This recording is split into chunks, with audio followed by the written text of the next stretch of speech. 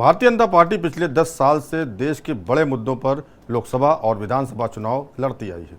इसका नतीजा ये रहा कि देश की जनता ने भाजपा का भरपूर साथ दिया। पिछले 6 महीने में हुए राज्यों के चुनावों में बीजेपी के नेशनल मुद्दे विधानसभा चुनावों में कारगर साबित नहीं हुए।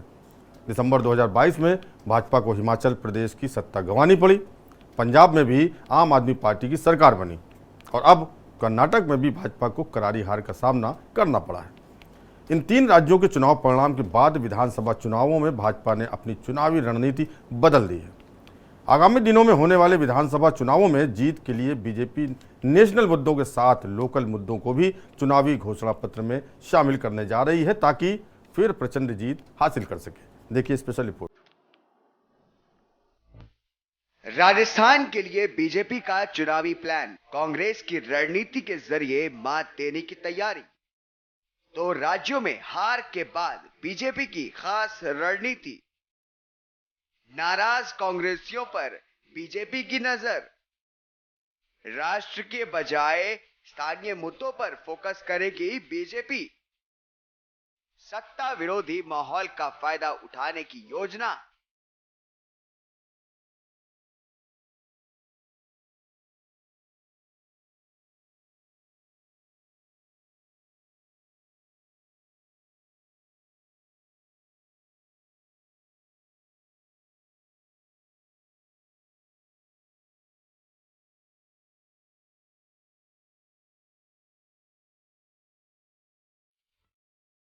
हिमाचल के बाद कर्नाटक में मिली मात ने बीजेपी हाईकमान की नींदें उड़ा दी है।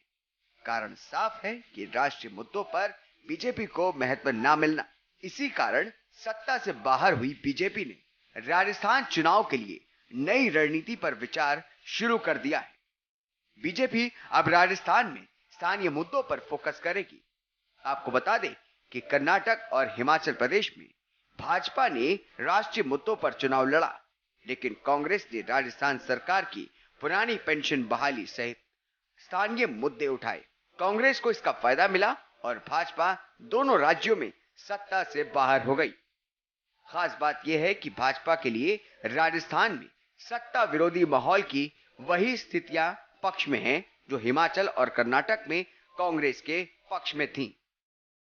राजस्थान में गहलोत सरकार के खिलाफ एंटी इनकम्बेंसी को लेकर के माहौल बनाने के साथ ही भाजपा अब पूरे कैंपेन को उन स्थानीय मुद्दों पर फोकस करेगी जो उसे चुनाव में फायदा दिला सके। जानकारी के मुताबिक पहली बार बीजेपी ने तय किया कि राजस्थान के हर जिले का अलग घोषणा पत्र जारी होगा ताकि लोगों से सीधे कनेक्ट किया जा सके।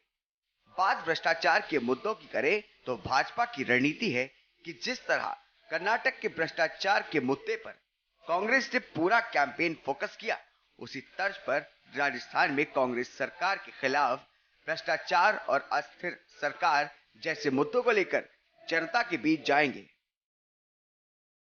ऐसी आहट मिल रही है कि बीजेपी बेरोजगारी और पेपर लीक को लेकर के गहलोत सरकार को घेरने के साथ महिला सुरक्षा, महंगी बिजली जैसे आम जन से जुड़े मामलों को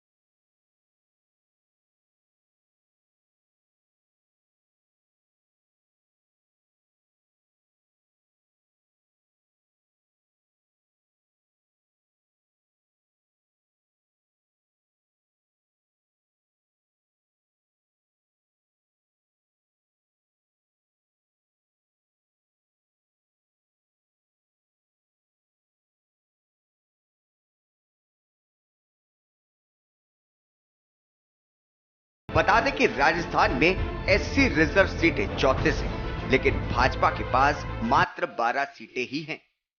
पिछले चुनाव में वो 22 सीटों पर हार गई थी। एससी सीटों की बात करें तो कुल रिजर्व 25 सीटों में से भाजपा 2018 के चुनाव में सिर्फ 9 सीटें ही जीत सकी थी।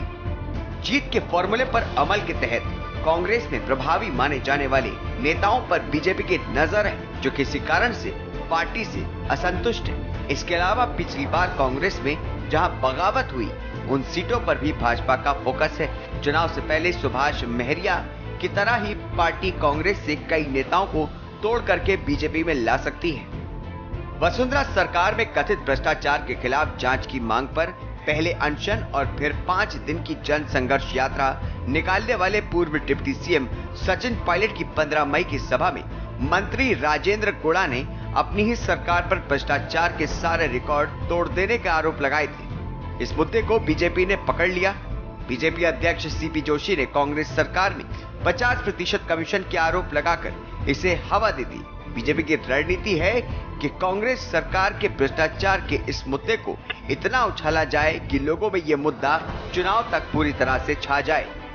यही कारण है कि बीजेपी के हर नेता ने कांग्रेस सरकार में भ्रष्टाचार को अपने बयानों में शामिल कर लिया है। बीजेपी के नेता कह रहे हैं कि जब सरकार के मंत्री और विधायक ही इस बात को स्वीकार कर रहे हैं कि उनकी सरकार में जबरदस्त भ्रष्टाचार है, तो फिर क्या कुछ बाकी रह गया है। बीजेपी के जानकार नेताओं का कहना है कि हर विधानसभा क्षेत्र में यह स्टडी हो चुकी है कि वहां पर विरोधी पार्टी का कौन कौन नेता प्रभावी है। भाजपा हर जिले में ऐसे लोगों को चिन्हित कर रही है जो चर्चित चेहरे के रूप में अपनी जाति में प्रभाव रखते हैं। ये ऐसे चेहरे होंगे जिनको उनकी जाति के बहुल वाली सीट पर टिकट देने से पूरे जिले में उस जाति के वोटर्स पर पकड़ बनाई जा सके। ऐसे चेहरे दूसरी पार्टियों में ढूंढे जा रहे हैं। दरअसल आसपास की उसी जाति की बहुलता वाली सीट पर भी उनका फायदा उठाने की कोशिश की जाएगी। ऐसी 19 सीटें हैं जहां पर पिछली बार कांग्रेस के बागी लड़े या बसपा से लड़ करके कांग्रेस के उम्मीदवारों को हराया और बाद में कांग्रेस में शामिल हो गए। उन सीटों पर भाजपा की कोशिश है कि अगर इस बार भी हालात उसी तरह रहते हैं तो बीजेपी कई सीटों पर कांग्रेस में तोड़फोड़ करने की रणनीति पर काम करेगी। बताया जा रहा है कि पायलट खेमे में असंतुष्टों से भी बीजेपी ने संपर्क बनाया हुआ है। स्पेशल डेस्क के न्यूज इंडिया।